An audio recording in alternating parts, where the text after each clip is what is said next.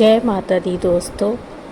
आज मैं लेके आई हूँ नवरात्रि के तीसरे दिन माँ की पूजा किसकी करनी चाहिए, माँ का स्वरूप कौन सा है, और साथ में मैं यहाँ पे उनका महत्व शेयर करूँगी और पूजा विधि सब कुछ आपके साथ मैं यहाँ पे शेयर करने वाली हूँ। इसलिए आप मेरे चैनल पे बने रहे, मेरे वीडियो को पूरा देखिएगा। सब कुछ मैं आपके साथ यहाँ पे शेयर करने वाली हूँ। देखिए, सबसे पहले नवरात्रि का जो तीसरा दिन होता है उसमें माँ का जो स्वरूप है वो है माँ चंद्रघंटा। माँ चंद्रघंटा नवरात्रि के तीसरे दिन इनकी पूजा की जाती है। उनका जो स्वरूप है सौम्यता, तेज और शक्ति का अनूठा मिश्रण है। माँ के मस्तक पर घंटे के आकार का अर्धचंद्र सुशोभित रहता है, इसी वजह से उनका नाम चंद्रघंटा है। माँ के 10 भुजाएं होती हैं।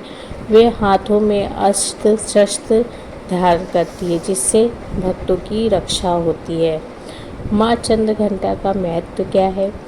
मानसिक शांति और आंतरिक शक्ति का विकास होता है, साहस और आत्मविश्वास बढ़ता है और भय जो होता है वो दूर होता है। वैवाहिक सुख और बाधाओं का निवारण होता है। आध्यात्मिक उन्नति, कुंडलिनी जागरण और विद्यार्थियों के लिए विद्या की देवी मानी जाती हैं। अब बात कर लेते हैं पूजा विधि।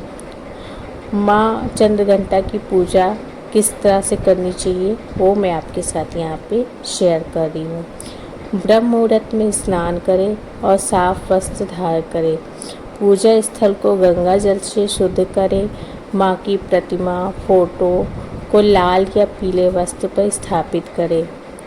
माँ को कुमकुम, अक्षत, सिंदूर, लाल और पीले फूल अवश्य चढ़ाएं। माँ को चंदन, रोली, धूप, दीप, घी, नारियल, फल और मिठाई अर्पित करें। दूध या दूध से बनी खीर, केसर की खीर, पंचमेवा मिठाई का विशेष भोग आप लगा सकते हैं। दुर्गा सप्तशती का विधिवत पाठ करना चाहिए। पूजा के दौरान निम्न मंत्रों का भी आप यहाँ पे जाप कर सकते हैं, जैसे कि ओम देवी चंद्रघंटाय नमः, इसका आप जाप कर सकते हैं। या फिर आप या देवी सर्वभूतेषु माँ चंद्रघंटा रूपेण संस्थिता नमस्तस्यै नमस्तस्यै नमस्तस्यै नमो नमः। आप इन दोनों मंत्रों में से कोई सा भी मंत्र का जाप आप कर सकते हैं। अंत में माँ की आरती करना चाहिए, क्षमा प्रार्थना पढ़ना चाहिए, फिर परिजनों के साथ मिलकर प्रसाद ग्रहण करना चाहिए। पूजा के बाद ब्राह्मण भोजन तथा दूध का दान करना चाहिए। अगर हो सके तो कन्याओं को खीर, मिठाई, हलवा जरूर भेंट दें और उनका आशीर्वाद अवश्य लें। माँ चंद्रघंटा का भोग और शुभ उपाय: पीले और सफ़ेद वस्त्र पहनकर पूजा करें। माँ को दूध, शहद, खीर और केसर मिश्रित प्रसाद चढ़ाएं।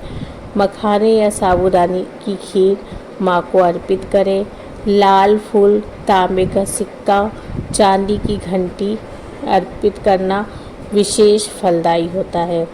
आप कोई सफ़ेद वस्तु भी माँ को मतलब मिश्री जैसे कि मखाना आप मंदिर में भी जाकर दान कर सकते हैं।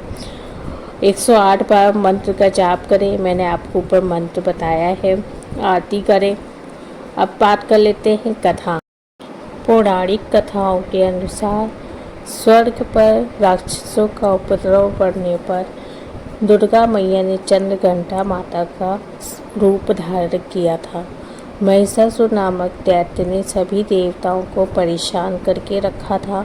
महिषासुर स्वर्गलोक पर अपना अधिकार जमाना चाहता था, सभी देवताओं से युद्ध कर रहा था। महिषासुर के आतंक से परेशान सभी देवता भगवान ब्रह्मा, विष्णु और महेश के पास पहुँचे। सभी देवताओं ने खुद पर आई विपदा का वर्णन त्रिदेवों से किया और मदद मांगी। देवताओं की विनती और असुरों का आतंक देख त्रिदेव को बहुत गुस्सा आया। त्रिदेव के क्रोध से एक ऊर्जा निकली। इसी ऊर्जा से माता चंद्रघंटा देवी अवतरित हुई। माता के अवतरित होने पे सभी देवताओं ने माता को उपहार दिया। माता चंद्रघंटा को भगवान शिव ने अपना त्रिशूल, श्री हरि विष्णु जी ने अपना चक्र, सूर्य ने अपना तेज और तलवार, सिंह ने और इंद्र ने अपना घंटा माता को भेंट किया। अस्त्र शस्त्र सुशोभित माँ चंद्रघंटा ने महिषासुर का मर्दन कर स्वर्गलोक और सभी देवताओं को रक्षा करी। दोस्तों, ये थी कथा के बारे में। अब बात कर लेते हैं पूजा का, जो चरघाड़िया का जो मुहूर्त होता है उसके बारे में। सुबह जो लाभ उन्नति का मुहूर्त है वो 6:10 से लेकर 7:41 AM तक रहेगा। अमृत सर्वोत्तम जो मुहूर्त है 7:41 AM से लेकर 9:12 तक रहेगा। शुभ उत्तम जो मुहूर्त है वो 10:42 AM से लेकर 12:13 PM तक रहेगा। चर सामान्य का जो मुहूर्त है 3:14 से लेकर 4:45 PM तक रहेगा। लाभ उन्नति का जो मुहूर्त है वो 4:45 से लेकर 6:15 तक रहेगा। और शुभ उत्तम का जो मुहूर्त है वो शाम को 7:45 से लेकर 9:14 तक रहेगा। अमृत का जो सर्वोत्तम मुहूर्त है वो 9:14 से लेकर रात 10:44 तक रहेगा। दोस्तों, ये थी चौघाड़िया मुहूर्त के बारे में। दोस्तों, वीडियो पसंद आए तो मेरे चैनल को सब्सक्राइब कर लीजिएगा। मिलते हैं नेक्स्ट वीडियो में। धन्यवाद।